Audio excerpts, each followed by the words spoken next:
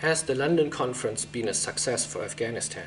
Depending on what you deem as a success. I mean, for the international community, it has, of course, been something to reinforce their own policies. I think mainly for that it has been more important. Maybe more important than for Afghanistan itself, because it was a short conference and there was not much opportunity for debate. The focus on military affairs and on reconciliation with the Taliban was so important at the conference that civil projects and reconstruction in itself did not play a major role.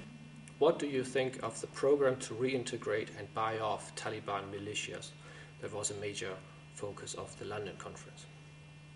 Of course, it will be necessary to deal with the Taliban somehow, but those programs should be very well thought through, because it is easy to try the good but not to achieve the good. I hear many comparisons here with Iraq, people saying that the American strategy to do pretty much the same with the militias in Iraq has worked so well. But I don't really see that as a success. I see that as a kind of buying time, because for a time it really became calmer in Iraq, but now we see so many attacks, and attacks that really have a different quality from the attacks in Afghanistan.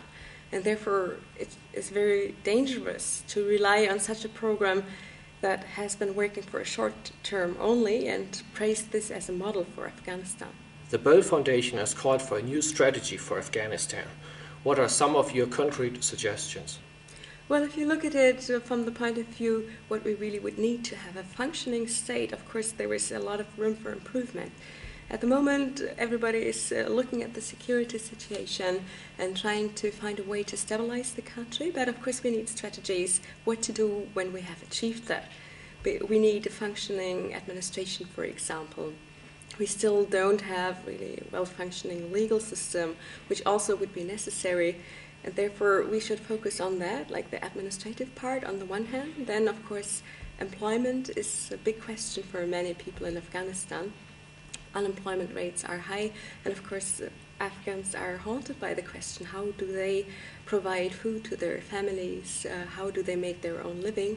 Therefore we also say we need to focus more on rural affairs and on the creation of income generating projects. The Bell Foundation focuses in Afghanistan on peace and security, democratization and ecology.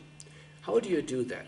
We try to encourage something that we have very strongly in our own roots, and that's citizenship agency. And for democratization, of course, you need institutions on the one hand, but you need people to really fulfill the positions that are necessary to keep up that system. You need people who are engaged and who are committed to doing something to their own benefit and to the benefit of the society. And therefore, we focus on projects that are very small scale. We personally are in touch with Afghan organizations, and these organizations carry out our projects. For example, one of our partner organizations is a women's rights organization. They don't do big conferences, big papers, but they go to the villages. And there they talk to the mullahs, for example. It's very important to get the consent of the people who have the authority in a village. They talk to them, they get their backing, and if they have achieved that, they are pretty much free to talk to the women, to organize events with them, to try and educate them on political rights. How can the power of the warlords be weakened? And how can a new group of politicians be empowered? I'm not sure whether we really can empower a new group of politicians. Where shall they come from? This is a process that will take a long time. For some things, it is really necessary to arrange with those who are there and who have power, just to make possible that those projects can work. Of course, to really deal with them, you need experts, and you need people who deal with them for a long time. We see it especially with the Dutch forces. They have people in the country who are there for a long time, and they study how do the power relationships in their region work. And so they are very well informed who is who and who can deal with whom in which way, where are the enmities, where are the difficulties, and that helps a lot for the Dutch policy in Uruzgan. I think we should engage more experts, we should commit more people to stay there and observe things for a longer time, and then we have a better idea with whom we can work, with whom we should work, and with whom we should not work. Many Afghans consider corruption a bigger problem than security? How can corruption be fought more effectively? Talking about corruption, of course, we have to differentiate. It's very easy to say corruption is something that should not be there, something we have to deal with. And of course, we should look at what we are doing with our money, and we should also try to establish a less corrupt system. But for Afghans, even though they complain about corruption, in small issues it is somehow very normal.